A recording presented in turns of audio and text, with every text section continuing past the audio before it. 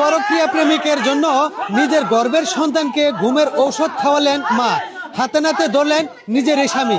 দর্শক, বিস্তারিত জানতে চাইবো তাদের কাছ থেকেই। তো ভাই ভাই এখানে যে আপনারা হাতে নাতে ধরলেন, তার স্বামী নিজেই যে ধরলো, হ্যাঁ আসলে ঘটনা কি আসলে সত্য? আসলে ঘটনা হয়েছে কি, আমি তো চিল্লা পাল্লা শুনে আইছি। আরে বাবার তোর থাম, কথা কইবার দে, ধরছি তো বানছি, তোর তো দৌড়ে পলাইতেছে না। ঘটনা হয়েছে যখন চিল্লা চিল্লি করতেছে, ঠিক আছে, তোর আমি দৌড়ে আইছি, দৌড়ে আসার পরে ঘর থাওয়ার টাইনে বাড়ি করছি, ঠিক আছে। এই যে ওর জামাই মনে করেন হাতে হাতে ধরছে, এই দেখছেন বাচ্চা, মাসুম বাচ্চা, বাচ্চাটা নাকি ঘুমের ট্যাবলেট খাওয়াইছে। জানেন তো এটি কত এতটুকু বাচ্চারা যদি ঘুমের ট্যাবলেট খাওয়ায়, ও এখন বাঁচবো না মরবো, ওর কি অবস্থা? আর প্রাপ্ত বয়স্ক মানুষ শুধু ঘুমের ট্যাবলেট খাওয়াইলে অস্থির হয়ে যায়। মোবাইল দিয়ে পড়ে মোবাইলে সাধারণ কথা বলে, বাচ্চাদের উপর নজর নাই। আর আজকে কি খবর, নিজের হাতে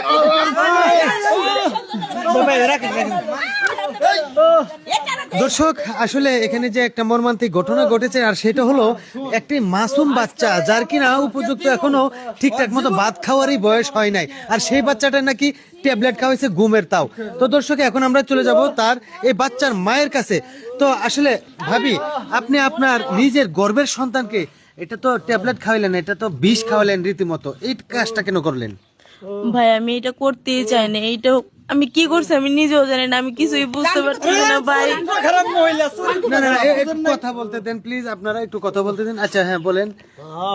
আসলে মানুষরা যে মানুষ নষ্ট করে, এটা আমি কোনোদিন কল্পনা করতে পারি না। আমি একটু সুখ শান্তি পাওয়ার জন্য আমি পরকীয়ায় জড়াই গেছি, এর জন্য যে আমি আমার মেয়ের ঘুমের ওষুধ খাইয়ে মাইরে ফেলছি, আমি এটা মানতেই পারতেছি না। আমি এটা চাইছিলামই না যে আমার মেয়ে মারা যাক।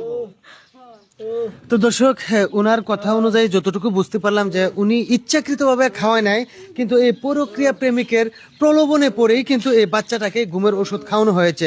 তো এখন আমরা চলে যাব পরক্রিয়া প্রেমিকের কাছে। আচ্ছা ভাই, আপনি কি এই এলাকারই নাকি একটু দূরে? একটু ফাঁকে।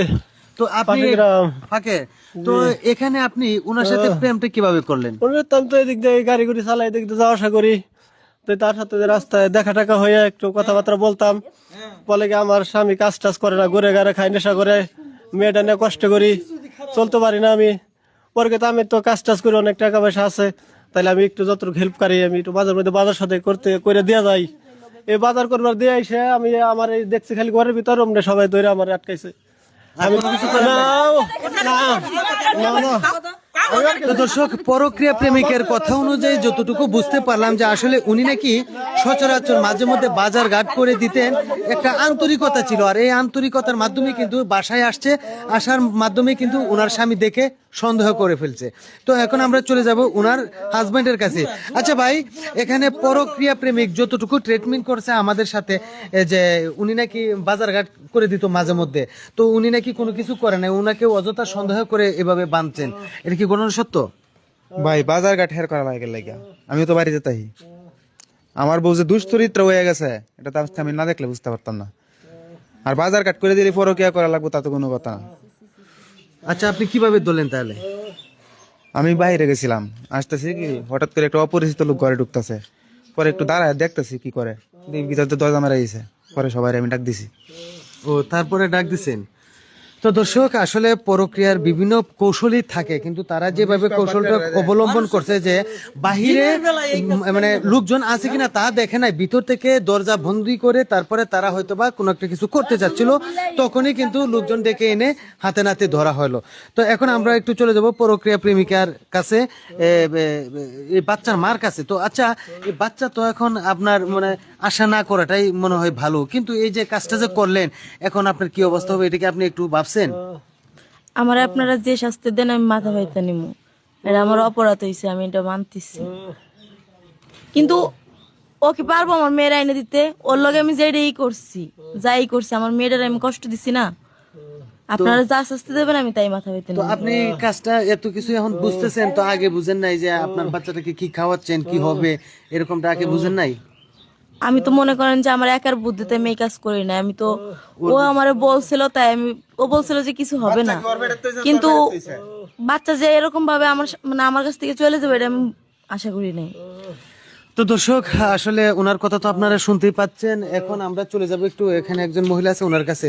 তো আপনার এই যে বাচ্চাটার যে এখন একটা পরিস্থিতি হলো, এটা আপনি এখন কিভাবে দেখছেন?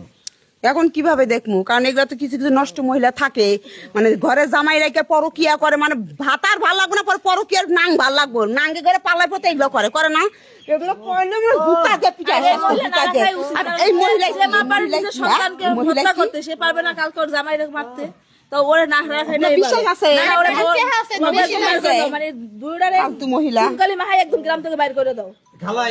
তো দর্শক আসলে আমাদের এই ভিডিওটা তৈরি করার কারণ ছিল যে আসলে আমাদের কিছু কিছু সমাজের এই ধরনের কিছু মহিলা আছে যারা কিনা চোখের মানে খিদাতে পরক্রিয়া করে, আর এই পরক্রিয়া করতে গিয়ে কিতে কি করে ফেলে যায় এটা নিজেরাও ঠিক রাখতে পারে না।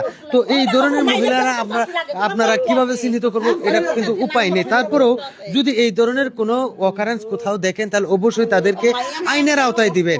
নিজেরা আইন হাতে না তুলে নিয়ে আইনের আওতায় দিবেন, তাহলে আইনই খুব সুন্দরভাবে এদেরকে ভালো একটা শাস্তি দিবে। আর যদি ধর্মীয়ভাবে এদেরকে শাস্তি দেওয়া হয় তাহলে পাথর নিক্ষেপ করে মেরে ফেলতে হবে। তো তা না করে আমরা অবশ্যই আইনের হাতে তুলে দেবো তাদেরকে। তো দর্শক এই ভিডিওতে যদি কোনো ধরনের মেসেজ পেয়ে থাকেন তাহলে অবশ্যই লাইক কমেন্ট শেয়ার করে আমাদের পাশে থাকবেন। ধন্যবাদ সবাইকে।